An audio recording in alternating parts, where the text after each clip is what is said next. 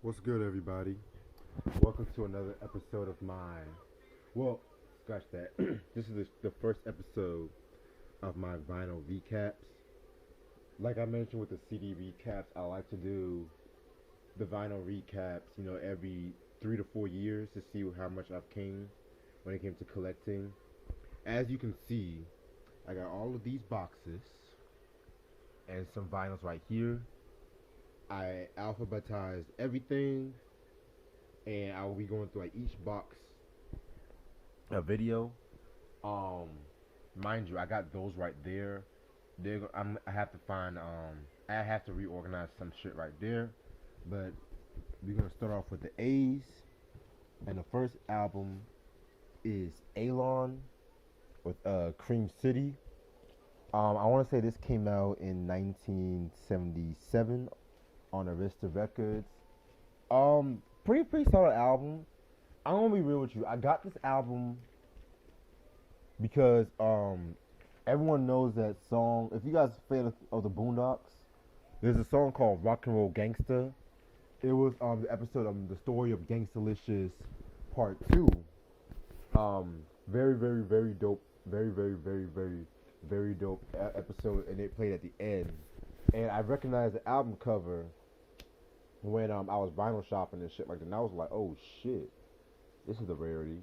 But yeah, definitely gotta re-listen to this album because this came out around the time when how can I put this? When the whole disco, even though it's not a disco, it's still like a funk album and shit like that. Yeah, man. Definitely might do a review on that album because I don't know a lot about the artist. And then we got Above the Law, Living Like Hustlers. This came out in 1990 on Ruthless Records. One of my all-time favorite groups from the West Coast. This was a album that came out during the peak of Ruthless Records. It came out with singles like Untouchable, Murder Rap. I want to get my hands on the EP, the Vocally Pimpin' EP, because a lot of people kind of say that that's like one of the first G-Funk albums, and in my opinion, Cole 187 is one of the most underrated producers in hip hop, not just from the West Coast, but in hip hop history. Like he should be up there when it comes to like with Dre, Quick. I love the song Ballin', Flow On. Last song, that I think that has Eazy-E, MC Ren, Laylaw, Gomac, KMG. I mean, one of the all-time greatest posse cuts in my opinion. Must have in your collection. Definitely got to review this album one day. Then I got Aerosmith. This is the Rocks album. This came out in 1976. If you guys have watched this channel, you guys know that I'm really not the biggest Aerosmith fan, but there's certain albums I do fuck with them, and this is probably my favorite album from them. This came out around the time when, their drug addiction was really getting out of hand and shit like that. This was known for singles like I think Back in the Saddle. I think Last Child was a single. I love this whole album, man.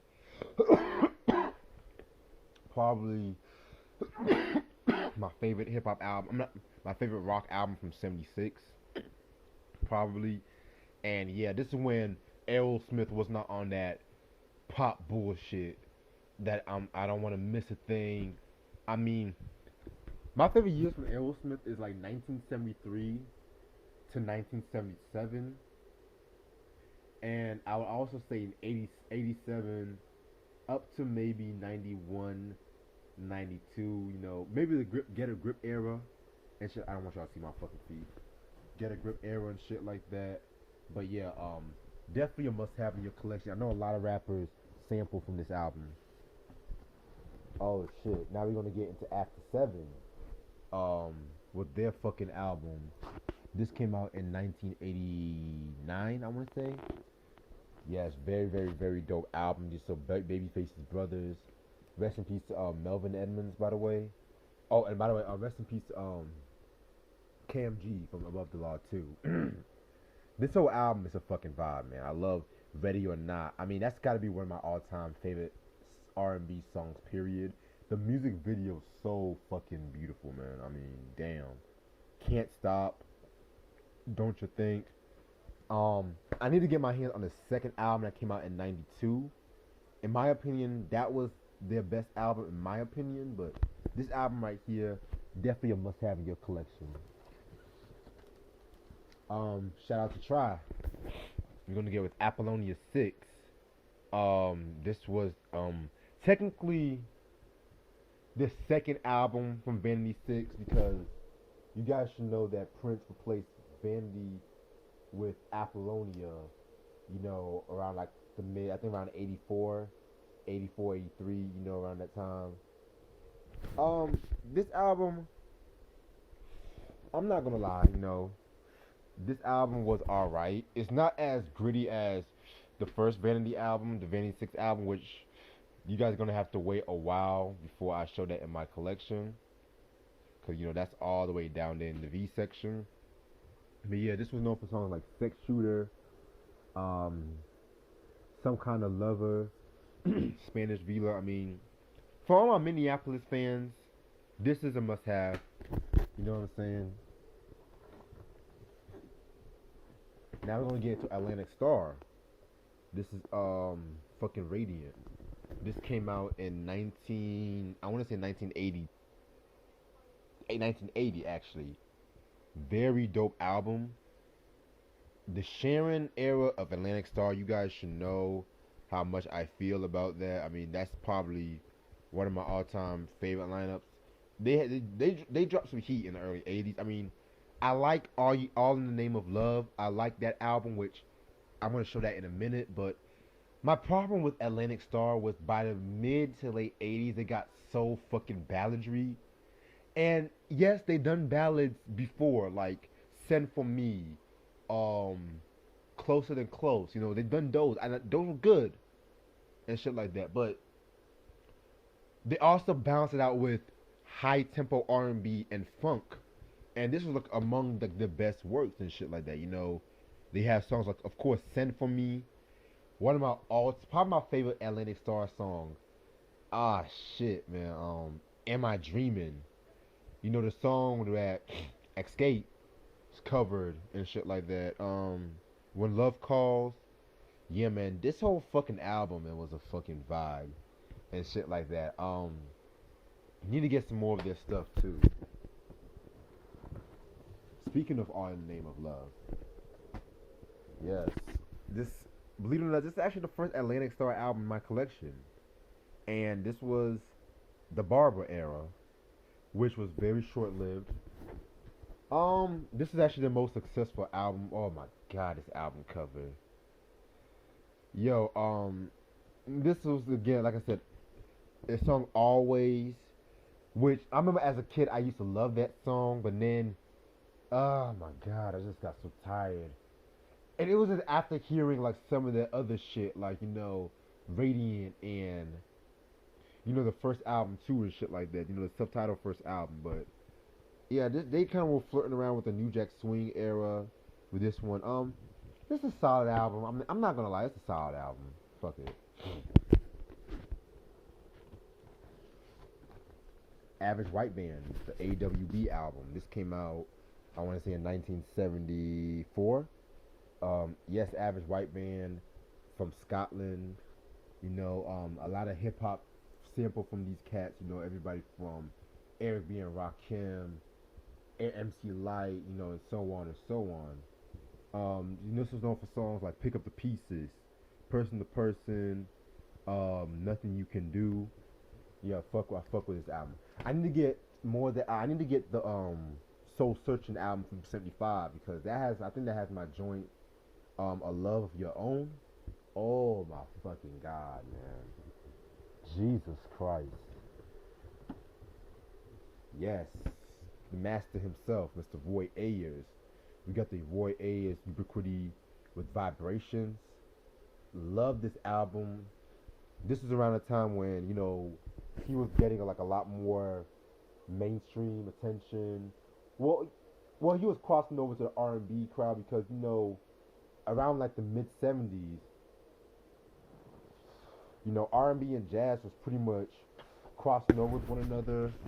You had cats like Roy Ayers, Herbie Hancock. But to me, in my opinion, it wasn't until when George Benson dropped the Breezin' album. That was when the whole jazz and R&B pretty much crossed over.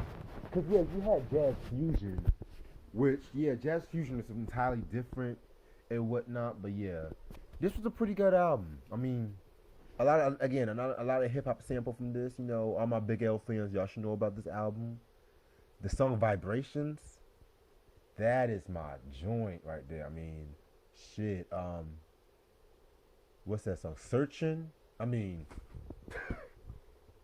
I shouldn't even be talking about Searching.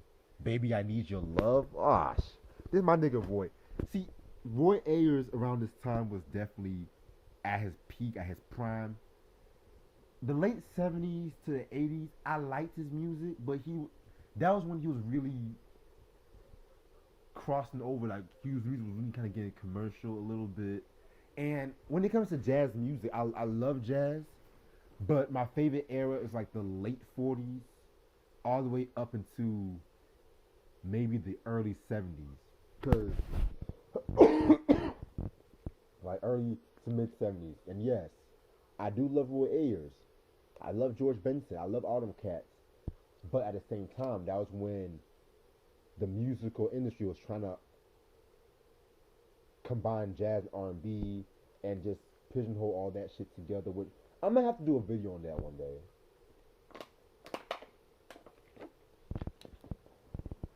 Definitely have to do a video on that one day for sure. Alright.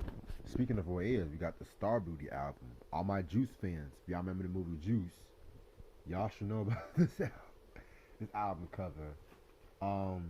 Yeah, man, this was known for songs like, Love is Love, Midnight After Dark. Definitely a very solid album. Definitely gotta be listening to this album one day. Of course, Erykah Badu with Baduizm. Very, very, very dope album. I want to say I have the CD of this album also too. So, yeah, man, classic album. Have to get the vinyl of this. I want to say this is the Respect the Classics reissue. So,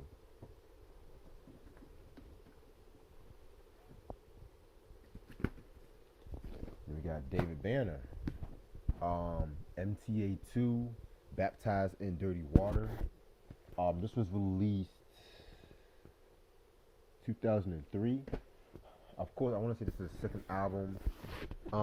Love David Banner. Definitely gotta re-listen to this album. I'm not gonna lie. I know this song like a Pimp remix. I know So in Love. I know all them shits. Yeah, man. You need to get some more of this shit. This is the album I recently showed in my latest pickups video. The Barcades with the fucking Propositions. I'm not gonna lie, I only got this album for the song Anticipation. Love that track. Yeah, sexy ass girl on this fucking cover. You can tell they were influenced by the Ohio players because they always used to do the shit like that, you know what I'm saying? Beach Boys with Pet Sounds. This was released in 1965. Very dope album in my opinion. My favorite album from the Beach Boys, and probably the only album from them in my collection I would ever have. I'm not the biggest Beach Boys fans, but this album right here, all I'm gonna say is it got me through some tough times. All I gotta say. This was known for songs like "Wouldn't It Be So Nice," "Caroline No," "I Just Wasn't Made for These Times." I mean, had a lot of memories to this shit right here and stuff like that, you know what I'm saying? Classic. And then we got the Beastie Boys with License to Ill. This came out in 1986. Very dope album in my opinion. It's not touching Paul's Boutique, the Paul's Boutique to Hello Nasty, but I feel like this is their most influential album. This was known for songs like "Fight for Your Right," "No Sleep Till Brooklyn," "Holding Out," "Hit It." I mean, this is that early Rick Rubin sound that I love. Very dope album. Then we got the Beatles with Revolver. This came out in 1966. Yeah. Very dope album in my opinion. Like, this is when the Beatles were really starting to get more psychedelic with their music, a lot more darker with their music. I mean, this was known for songs like Taxman. I always loved this back photo. I always loved this shit right there. Taxman, I'm only sleeping. Got to get you into my life. Tomorrow never knows. I mean, this is a very, very, very iconic album. Then we got the classic itself, Abbey Road, 1969. This is their last album. Let It Be, I'm gonna be real, Let It Be was not their last album. They just finished that just to fulfill an obligation or whatnot. But this was actually the last album that they recorded together. Must have in everyone's collection. This is actually the first Beatles album I actually heard too. Cause at first I was never really a big Beatles fan, and to this day I'm not really a big Beatles fan. But yeah, man, I definitely love like the 1966 to 1969 period. That's the Beatles I love and shit like that. So it's known for songs like "Come Together," "Oh Darling," "I Want You," "She's So Heavy," "The End." Like, this whole fucking album is just must have in your collection. Like, if you love rock music and you don't have this album, I don't know what to tell you. Then we got the Bee Gees and various artists with Saturday Night Fever. This came out in 1977. Very, very, very dope album. In my opinion, if I was to make a list of my top 10 disco albums, this may be my top 3. A lot of people might say this is like the best disco album ever. Saturday Night Fever, man. I mean, very dope movie. Like the Bee Gees, man, they were killing it around this time. They had songs like "Staying Alive," "How Deep Is Your Love," "Jive Talking." But at the same time, too, you had other cats like, Kool and the Gang with "Open Sesame." You had Yvonne Elliman or "If I Can't Have You." You have the Tramps with "Disco Inferno," Casey and the Sunshine Band, "Boogie Shoes."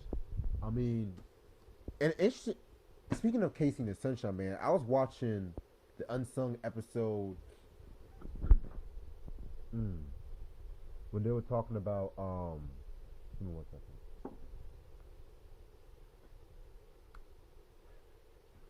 Had to spit something out. Yeah, my fault, but yeah, so the Unsung episode talking about disco, and KC, they were interviewing KC when they were talking about the Bee Gees, and he was like, he kind of felt a little sided because of the fact that he felt like he was one of the breakout stars when it came to disco, but at the same time he felt like the Bee Gees pretty much took it to a whole nother level, and then he kind of, to me, he felt resentful. If you guys can find that Unsung episode where they were talking, it was like a 2-hour episode. They were talking about disco. They were talking about like a lot of disco artists like Bee Gees and Donna Summer, and then they talked about, of course, the Disco Demolition. Yeah, man, definitely a very, very, very iconic album. The Bee Gees and shit. Then we got Bellevue of Duval. Now You Know. This was their first album, Poison. Very, very, very dope album, in my opinion. Probably their only good album. Next to the remix album in 1991. I mean, you have songs like BBD, "I Thought It Was Me," "Let Me Know Something," the title track alone. And I was watching an Vlad interview with Ricky Bell, and he was talking about how, they were only able to afford like the hip hop producers because, I mean, that part, and they wanted to have a different sound because, everybody in that camp was going for Jimmy Jam and Terry Lewis, Babyface, and so on and so on. They were working with fucking Bomb Squad and shit like that, you know what I'm saying? And dare I say, Bomb Squad dropped some of the illest beats off this fucking project and shit like that too. So Yeah, man, definitely love this album. I need to get my hands on their remix album from '91 because I had the Word to the Mother remix, which y'all should know. Real heads know. All right, this shit might be like an hour. Fuck. All right, got a few promo copies.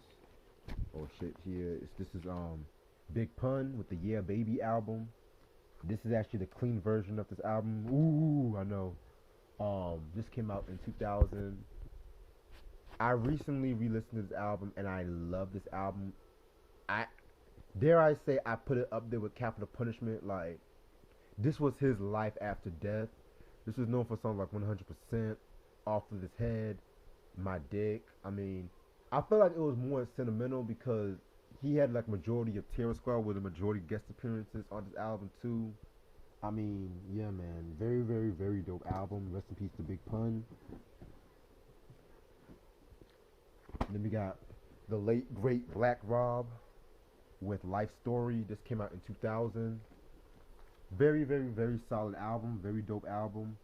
And yes, you guys are not tripping. This is actually the autographed copy. He actually autographed this himself and stuff like that, which I didn't even know about until when me and Try did the review the day and stuff like that, and I was looking at it, I was like, oh shit, fuck. So yeah, man. And yeah, and my slow ass, it just says autographed right here. So my slow ass, I just cause when I bought it, I saw the title. I was like, oh shit, let me get that fucking shit. So, cause I thought it was some motherfucker just scribbled off this shit. You know what I'm saying? But everybody knows him for the song "Whoa." But to me, this is more ill joints like "Can I Live?" The fucking what's that game? That's that track. Muscle Game, Spanish Fly. I don't know why they put "I Love You Baby" on this album when it was on No Way Out 3 years before, but I still love it. You know what I'm saying? That's Black Rob, rest in peace. Then we got Black Sabbath, Master of Reality. Believe it or not, this is actually the only Black Sabbath album I have in my collection. This is a very, very, very dope album that came out in 1971. Like this, as if they can't get any more darker. Like this whole album pretty much took it to a whole nother level, and I love this is one thing I love about vinyl. They fucking put the whole fucking lyrics here and shit. You know what I'm saying? Sweet Leaf. I'm talking about that green shit. You know what I'm saying? Lord of This World, Into the Void. I mean, this was a very, very. This album, Volume 4, and Sabbath, Bloody Sabbath are my favorite albums from them. I like the self-titled album, and I like Paranoid. Those were good albums too, but Black Sabbath, man, they were just on some other shit. That's all I gotta say. And it's a crime up to this point. I never done a review on Black Sabbath. I was trying to wait till I get more albums from them, but now we got to Black Sheep with Nonfiction. This was released in 1994. This was the last studio album. Very, very, very dope album. This album was a lot more darker than A Wolf in Sheep's Clothing. Which I love that album too, but I don't know. I gotta re-listen to both albums and see which one's my favorite. Cause this one, I felt like this one was a lot more gangster. I mean, not like gangster, but they went a little bit more hardcore with this one, but not Run DMC down with the King hardcore. Yeah, man, this is a very hot album. I'm not gonna lie. Me and my brother, fucking BBS, City Lights, very dope track, very dope album.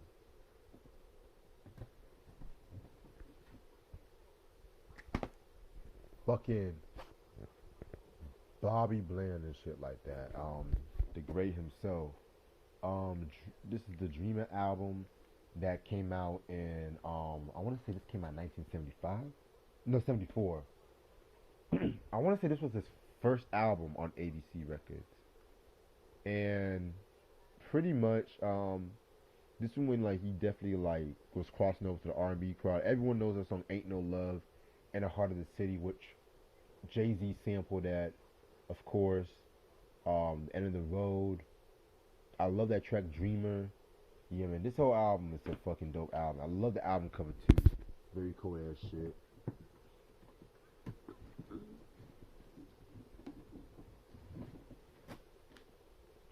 Now we're gonna get into Blind Faith, their self-titled album. This came out in 1968. For those who don't know who Blind Faith are, this was pretty much Eric Clamson and Ginger Baker's group that they did after Cream and whatnot. Steve Winwood of Traffic was here and Rick Grinch. Very, very dope album. It's been years since I've actually heard this album, but this is very bluesy. Some of Eric Clapton's best riffs are on this album. You know what? This album I might review sometime sooner than y'all would think. All my Clamson fans, y'all should know about that one, but fuck. And you know, that Eric Clapton, you know, I like Eric Clapton, but I mostly prefer his shit from Cream. Well, scratch that, from the Yardbirds, because you niggas don't know about the Yardbirds, all the way up into like the Slow Hand album from '77. Everything after Slow Hand, it was kind of hit or miss for me. You know what I'm saying? Minus the '89 Journeyman album, minus that one. Now we're gonna get to Blondie with Parallel Lines. This one was a very dope album. This is pretty much Blondie's, you know, kind of going to the mainstream with the song Heart of Glass. Everyone knows that track. 11:59, Will Anything Happen? Yeah, this is a very, very dope album.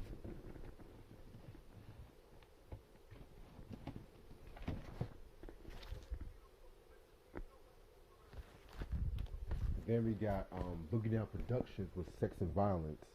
This came out in 1992. Oh man, where do I even begin with this album? This is probably shit, man. They had a very good discussion. I don't even know which one's my favorite album, but this is definitely how to end an album.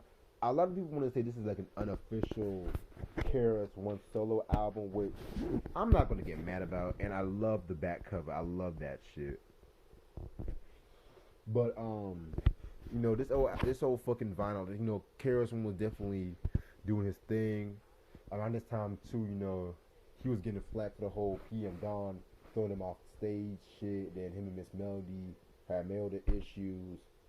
You know, he kind of had a falling out with like plenty of members from the original BDP, and he pretty much redid BDP, I think, with Kenny Parker and Willie D. Not the Willie D from the Ghetto Boys.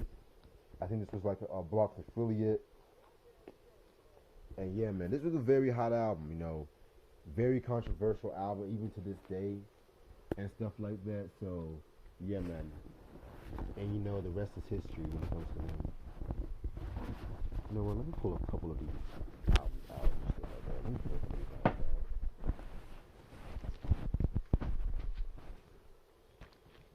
So now we got into Bootsy Collins with Stretching Out and Bootsy's Rubber Band. This came out in 1976. Very dope album. One of my all-time favorite funk albums. Bootsy called his first four albums are classics, but those first two albums alone, very, very, very, very, very, very, very dope and shit. You know, you have songs like "I'd Rather Be With You," which, yeah, that's not one of the most popular song, but to me, "Love Vibes" and "Physical Love," come on. I mean, shit, man. Bootsy was just at his zone. You know what I'm saying? I kind of like when he performs "I'd Rather Be With You" live and shit. So, yeah, man. Then we have David Bowie with David Live. This came out in 1974. Very dope live album. You know what I'm saying? This is like between Diamond Dogs and the Young Americans album. You know, this is when he was kind of flirting around with soul music. You know, he was chilling in Philadelphia, and he was kind of also, you know, going through drug addiction. Like, he was going through cocaine, which, like, you know, This whole live album is like a very different experience. I really like this album, just how he arranged some of the songs. Has some songs like an R&B feel, like of course with Genie changes and stuff like that. Very, very, very dope album and shit. And yeah, yes, this is the beginning of the Thin White Duke era. And then you have the well, not quite the beginning, but he was planting the seeds. Let me say that. Now we have the Young Americans album, 1975. This is when he fully went R&B. Very, very, very cool album, very dope album, and shit like that. Yes, man, it's still sealed and shit. You know what I'm saying? Well, actually, not, cause well, yeah, fuck it. So yeah, this known for songs like Young Americans, Right, Win, um, Luther Vandross. You know, he did background vocals on this track right here. So yeah, very, very, very underrated album and shit. You know what I'm saying?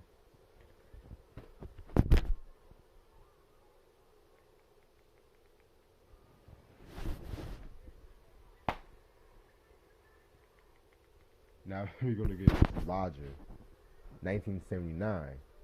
Um, Very underrated album. This was the finale of the Berlin trilogy. You know what I'm saying? It's not as good as Low or Heroes. I'll be the first to say, but he definitely was still in his bag with this one. This was known for songs like DJ, you know, Boys Keep Swinging. Very, very crazy song right there. Shit, man. Very dope, man. Then we're going to get into Brand Nubian with Everything is Everything. This came out in 1994, excuse me. I actually like this album. I mean, I know a lot of diehard Brand New fans kind of like shit on this album, but you know, I understand why they do, because the production was very different. You know, he was flirting around with the Lord Jamar was kind of flirting around with like West Coast production, but at the same time, you know, I felt like it was definitely like a more laid back album compared to the first two. Even though In God We Trust is their best album, that might be a controversial pick, but I don't give a fuck. Um, I felt like both Jamar and Sadat held their own. You know, this came out with, in my opinion, possibly their best song, Word is Bond. Like, the way how Buck Wild put them horns like da da da da da da da da ba da ba ba ba da da. I mean, come the fuck on. Like, how can you hate on the album with the first track like that? I mean, they have Nubian Jam, you know, all of that, you know, straight from the head.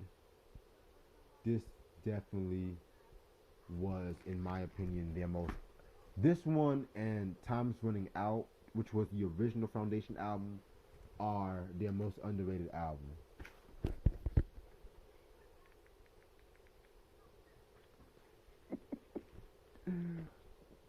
Shit. Now we're gonna get into Mr. Bobby Brown himself.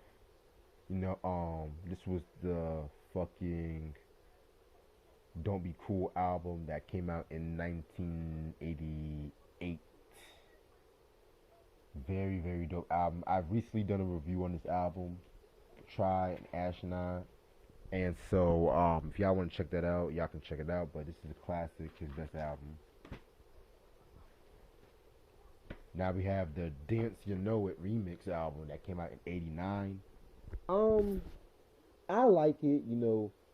I mostly got it for the Girl Next Door remix, like girl, girl, girl, girl, girl, girl, that shit. And you know, yeah, it's a collector's item and shit. You know what I'm saying? So certain songs don't deserve to be remixed. That's all I gotta say. So yeah, this is alright. Oh boy, where do I begin with this one? Alright, let me just get this shit out the way. Fuck it. Let me just get this crap out the way. This is Foxy Brown's weakest album. Yes, I got this out. It's Foxy Brown China Doll. But at the same time, I felt like she at her bag.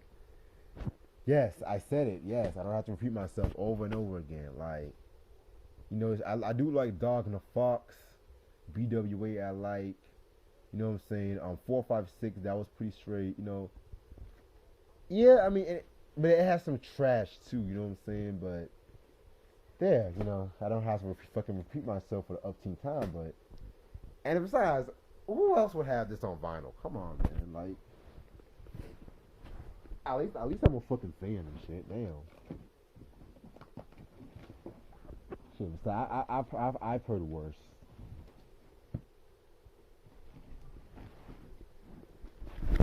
Shit.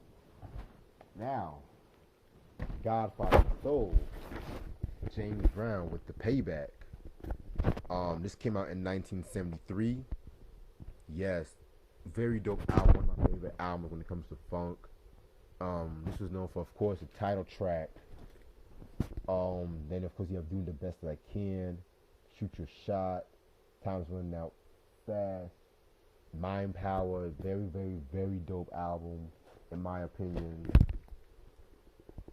Then you have Live at the Apollo. This was the 1982 reissue with him singing and shit like that. Very, very, very dope album. Probably one of my favorite top 3 live albums of all time. You know, the original version was released in 1963 and shit like that. So yeah, this was a very 1963 was released. So yeah, very, very dope album. James Brown, you know, Godfather Soul. Then we're gonna get into Peabo Bryson with fucking Crosswinds. This came out in 1978. Very dope album. This is a classic album in my opinion. Fucking Peabo Bryson known for songs like I'm So Into You. You know, fucking Spread Your Wings. You know, Peabo was that dude, man. I ain't gonna front. You know, Peabo was that fucking dude. You know, keep your head up, Peabo Bryson. I know recently, he wasn't in the best of health and shit, but I think he's doing much better now. Again, Peabo Bryson and Roberta Flack, Born to Love. You know what? I only got this album because of the song that uses the sample of Second Childhood, and of course Tonight I Celebrate My Love. I've heard so many good things about this album that I low-key might do a separate review on this, so I'm gonna put this to the side. Then we're gonna get Cameron, Confessions of Fire. This was a pretty straight album. You know, this was his first album in 1998. I hate the fucking album cover. It looks like a, you know, it looks like a fucking straight to DVD movie in the fucking early 2000s that mostly plays on BET and shit. That's what this shit looks like. This was a very, very dope album. Known for songs like Horse and Carriage, D-Rugs, Me and My Boo. Yeah.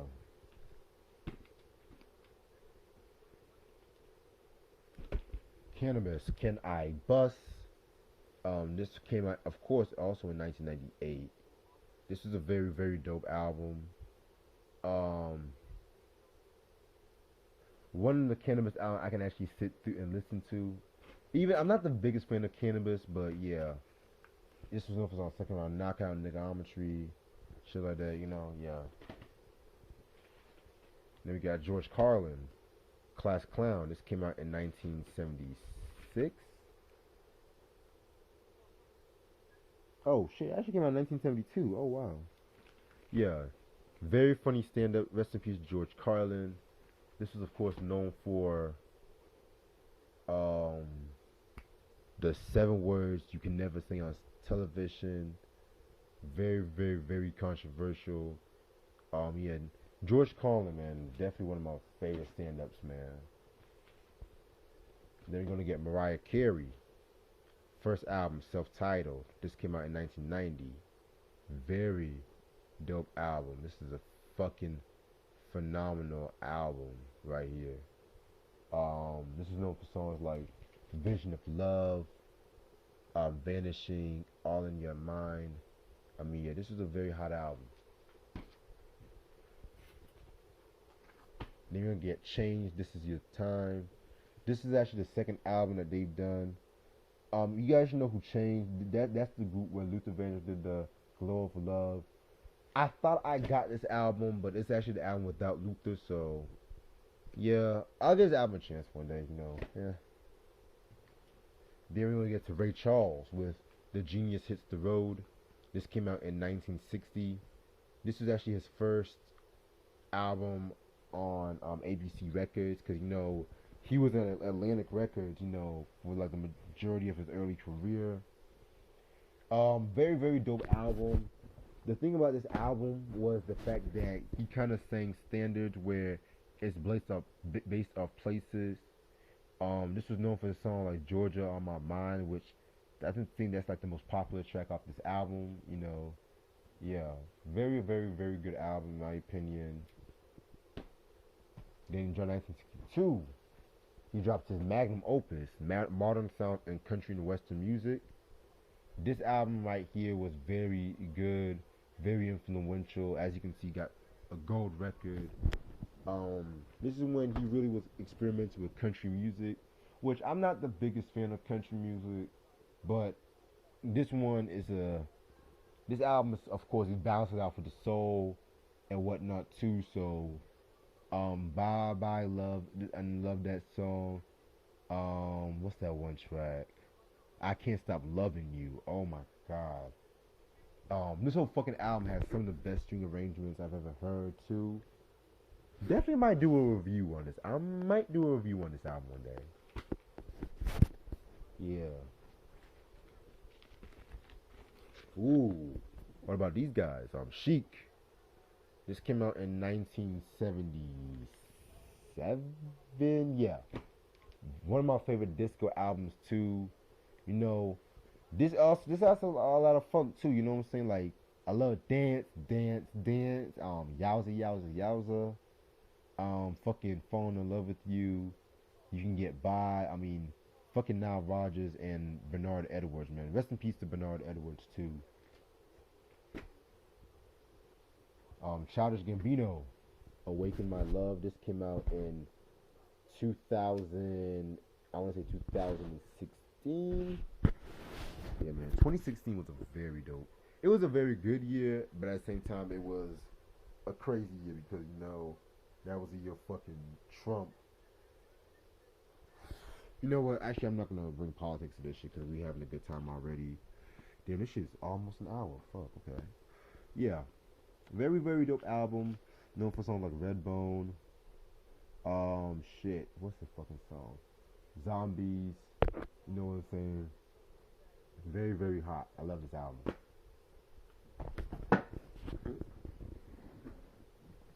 Okay.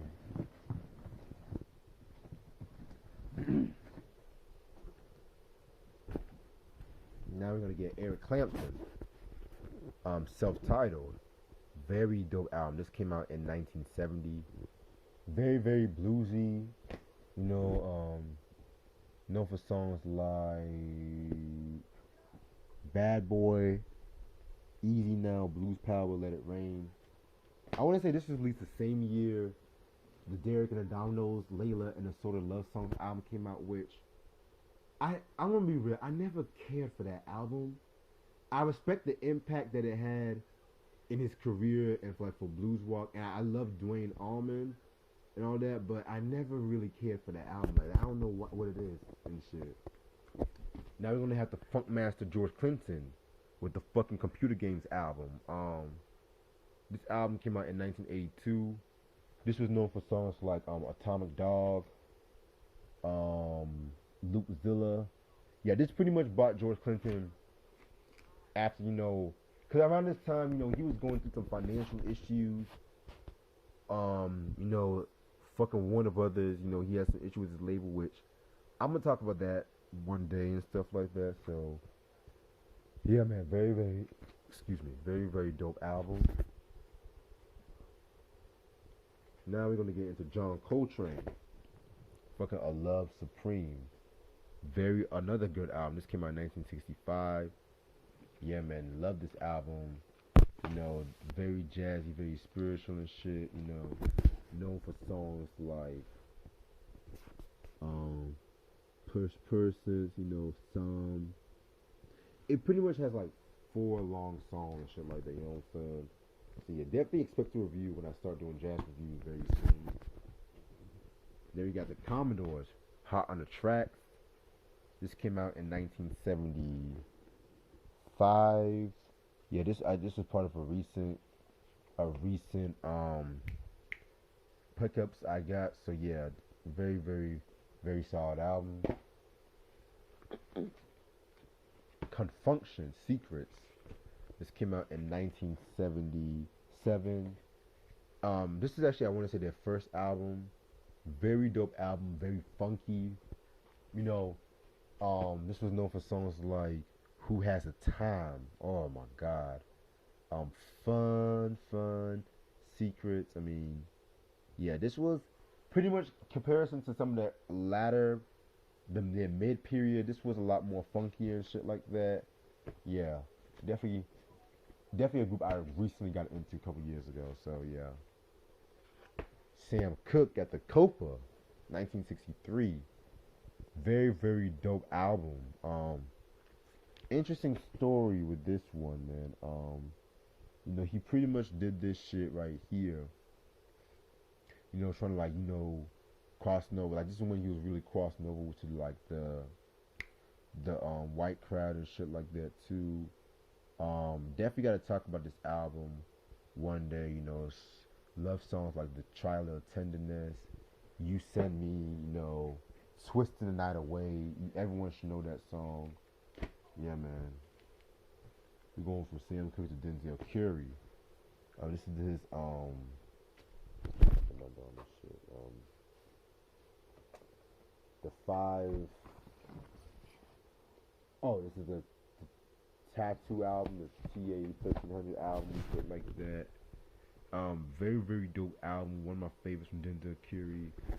One of the most consistent and underrated MCs in the game right now. I don't hear a lot of people give Denzel his props right now, but yeah, man, very dope album. Definitely gotta do a review on this album very soon. Miles Davis with "Bitches Brew." This came out in 1970. Classic album. This album in the Silent Way, probably two of my favorite Miles Davis albums. You know what I'm saying? A seminal piece. And the Electric Period album, Electric Period, like, look at this shit right here, you know what I'm saying? Yeah, man, he was definitely, he definitely on one right here and shit like that. Classic.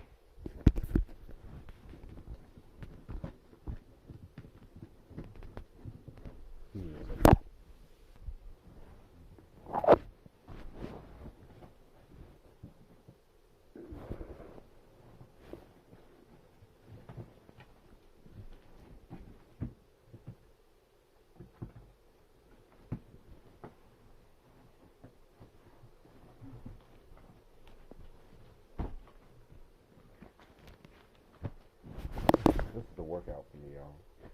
And then we're gonna have Morris Day. I want to say this is his first album, Color of Success, that came out in 1986. Yeah, this is a very solid album. Definitely gotta be listening to this album and shit like that. The Barge, All This Love. Thank God nothing important was on that shit. Yeah. Whew, thank God. Okay. All This Love. This is his second album. I don't know why it looks like Elder Barge is floating and shit like that, but yeah, very, very dope album. One of the most soulful albums they came with. Love the song "Can't Stop." I like it. "I'm in Love with You." I mean, very dope shit.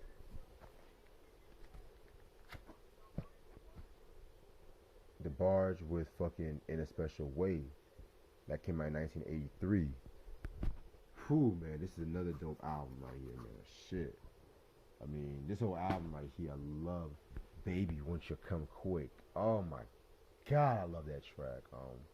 "Stay With Me," "Time Will Reveal," "A Dream." I mean, either this one or "All This Love" is pretty much tied up. I don't know. I don't know, man, because I don't know, man, because this is like the most soulful album. Rhythm of the Night was cool, but it's not touching those. Deep Purple, Fireball. This came out, I want to say, in 1972, I want to say. Yeah, very, very dope album. One of the most heaviest albums they came with and shit like that. This was known for songs like, of course, the title track, Anyone's Daughter. Yeah, man. I definitely gotta review this album too. So yeah. Alright, we got a few more albums left, y'all. We got this. Oh shit. Def Leppard with Pyromania. This came out in 1983. Very, very dope album. Possibly my favorite album from them. I felt like, this was when they were really starting to get more poppin', shit like that. Fucking Photograph, man. I love that track. Rock of Ages, Too Late for Love. Definitely one of the best glam metal albums. Hysteria, I do love Hysteria, and I do need to get my hands on that album too. They were dope all the way up until 1992. After 92, they kind of got hit or miss for me. Destiny's Child, The Writings on the Wall. This came out in 1999. Must have in your collection. Fucking Matthew Knowles and shit. Yeah, man. Very, very dope album. This is known for like Bills. Bugaboo. Say My Name. Very dope album. Must have in your collection. Diamond D, Hatred, Passions, and Infidelity, 1997.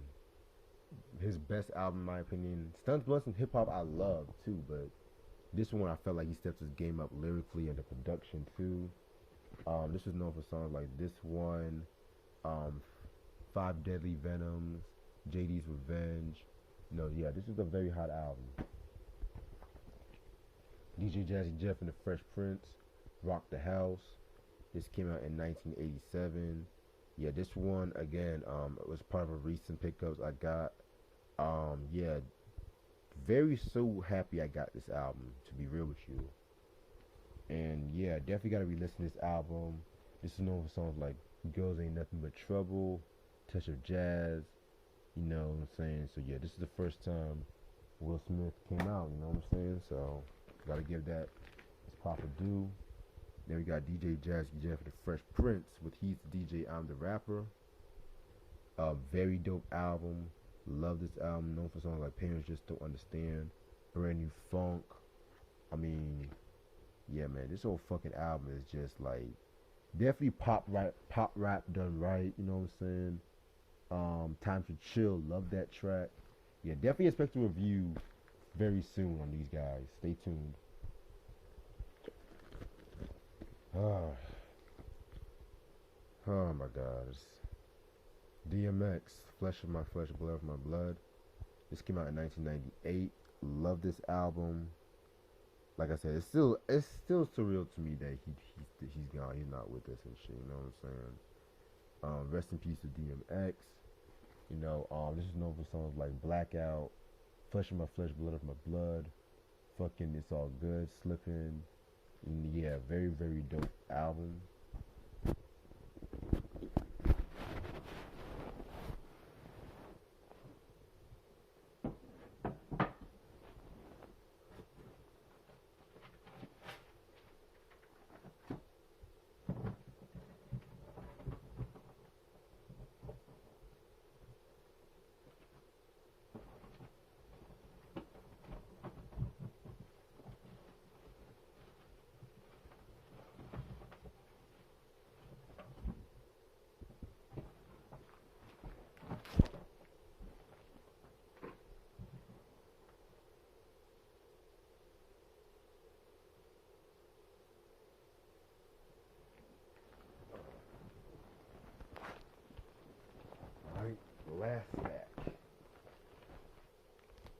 we got next again, The Great Depression. This came out in 2001. Yeah, this is another dope album, very, very dope. Has some of my favorite DMX songs. Oh, wow, it's 4:21 in the morning. Shit. Again, this was I didn't know this was a promo copy. Oh shit. This was known for songs like Bloodline Anthem, Who We Be. Probably my favorite DMX song. Period. I Miss You with Faith Evans. When I'm Nothing with fucking Stephanie Mills, man. Shit. Yeah, very, very influenced, very dope album. I know a lot of people don't care for the Great Depression like that, but I fuck with it. The Doors, with their first album, self-titled, that came out in '67. Must have in your collection. Classic album. Everyone knows Break On Through the Other Side, Light My Fire, 20th Century Fox, you know. This is a very, very good album, very influential. That fucking Sunset Strip, you know, that psychedelic shit. Waiting for the Sun. This came out in 1968. Probably their weakest album, in my opinion. An album that I kind of personally feel like the label kind of rushed. And the reason why I say that is because, you know, they were so caught up with the success of the first two albums and shit like that they were trying to rush. That, like, the first side alone, everything was good. But then once you get into the second side, well, actually no, because 521 was dope.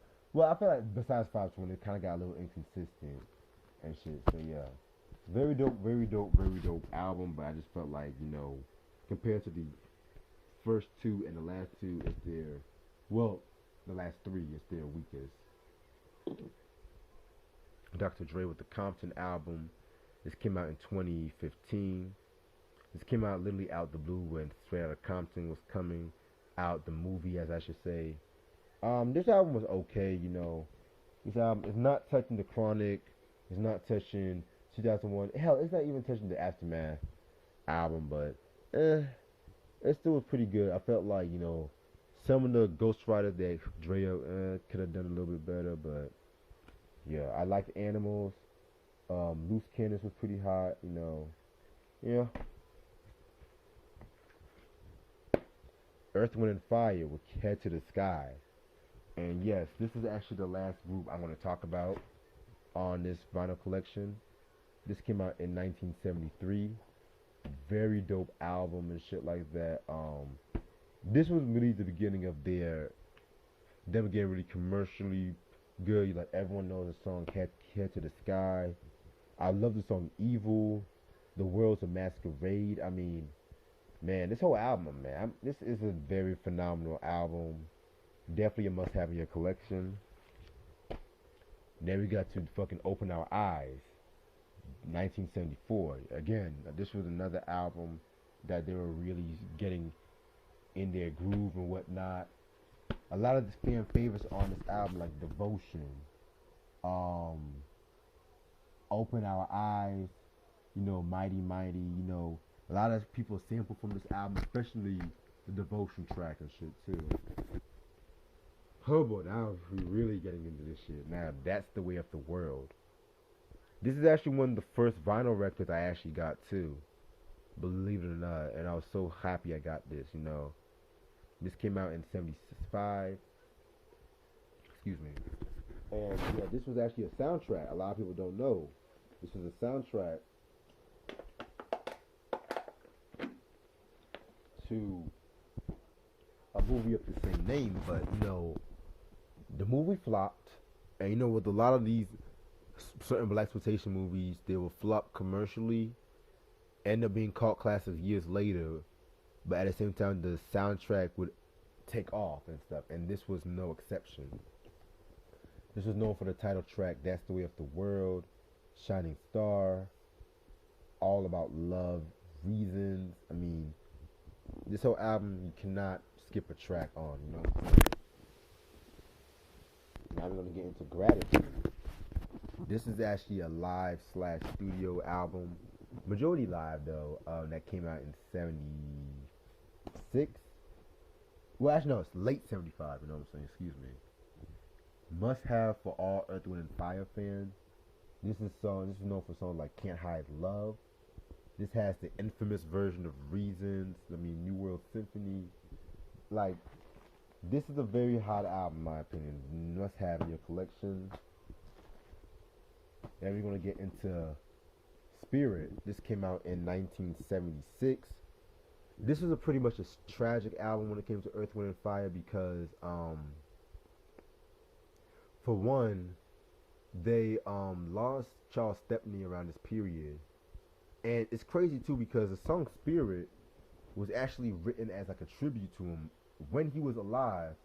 But I think when they finished recording the track, when they finished recording the track, they found out that he died and shit. So that's kind of eerie and stuff. But yeah, this is a very dope album. Very dark not like dark, but kind of like somber. It has like a more somberish kind of tone. But then you have something like On Your Face, Saturday Night. I love the title, the Earth, Wind, and Fire song. Even though I hate it when certain artists name songs after themselves because most of the time it ends up being whack. But this is an exception. Very dope album, man. And the last two is 1977's All in All. Oh my god, my favorite album they put out. Well, yeah, fuck it, this is my favorite album. Yeah, this album right here was definitely the whole package and shit. This is when Maurice White was really taking full control of production duties. This is known for songs like shit. I hate it when they don't fucking put the track listing on the album sometimes. Or I don't know. I love albums from back in the day, but sometimes with certain albums you gotta like fucking do Where's Waldo for the fucking track listing sometimes. But okay, okay, there it is. There it is. So you have fucking Jupiter. I Write a Song for You. Fantasy. The Ever Wonderful. Oh my God, Philip Bailey killed that joint right there. You know what I'm saying? This was definitely, I want to say like around their peak because around this time too, Emotions, which that's coming in the next vinyl video, y'all stay tuned. Dropped the fucking Rejoice album, and of course they were also enjoying the success of Dennis Williams. This is Nietzsche album and shit too. You know what I'm saying? So yeah, very hot album. And the last album in this video, and literally clocking in an hour, is the infamous Faces album. Oh boy, okay. This album was I don't want to say it was good but not great. That's all I'm going to say. I feel like with this album, they definitely it's like their most ambitious album to date. This was around also time when Maurice, they were kind of having like some personal issues around this time too. Yes, certain songs like Share Your Love, Let Me Talk, You Went Away. I just feel like this album as a whole is not as memorable compared to the input between 73 and 8 and 79. And I would even say the Raise album too, which that's going to come in the next video too. So, yeah, so this album to me, oh jeez, it's an acquired taste. That's all I'm going to say. Because Earth, Wind, and Fire never really do anything below average. So yeah, this is no exception. And that's all the time I have. Yep, this is A through E. Stay tuned next week when I talk about the other boxes, and I will see y'all later. Peace.